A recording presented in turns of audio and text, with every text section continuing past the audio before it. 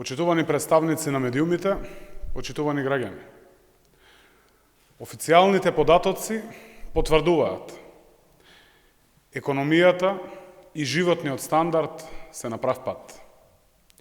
Според последните информации, просечната плата во месец август 2019 година е зголемена за 3,8% и сега изнесува 25.127 денари.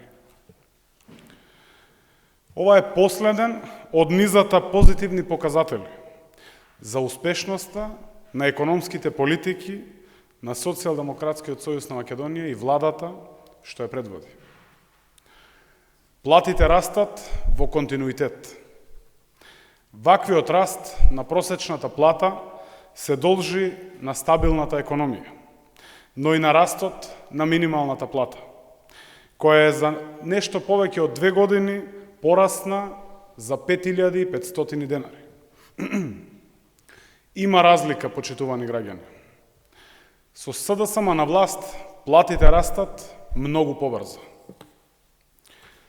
За само 2 години и 3 месеци СДСМ ја покачи просечната плата повеќе отколку ВМРО-ДПМН за 7 години.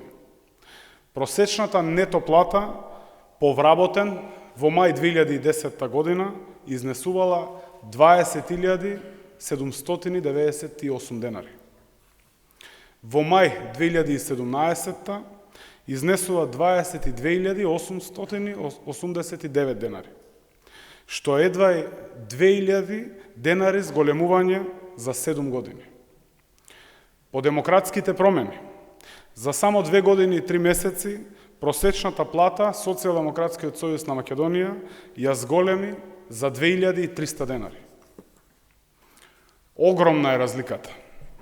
Ние го цениме трудот на работниците и вложуваме во повисоки плати, во повеќе пари кај граѓаните, а не во споменици и жални врби. Затоа, почитувани граѓани, е овој резултат.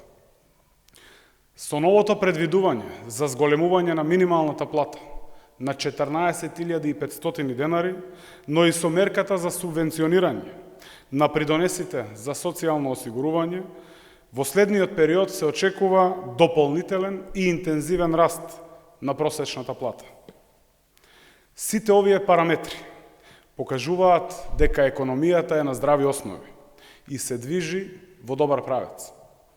Ваквото темпо на раст на платите обезбедуваат реални услови.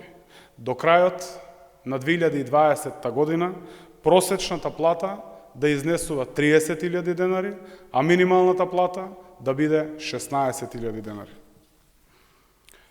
Почитувани граѓани, станува совршено јасно зошто ВМРО-ДПМН и Христијан Мицкоски избегаа од брзи избори во декември.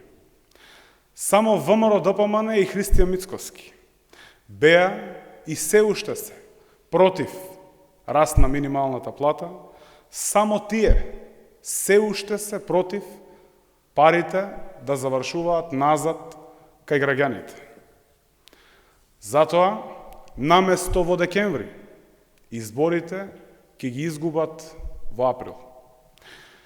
Граѓаните ќе ја казнат нивната безидејност, деструктивност и обидите за обнова на криминалниот режим. Граѓаните на 12 април уште еднаш ќе потврдат дека се за повисоки плати, за нови работни места и повеќе пари во семејните буџети. Граѓаните ќе потврдат дека сме на прав пат. Ви благодарам.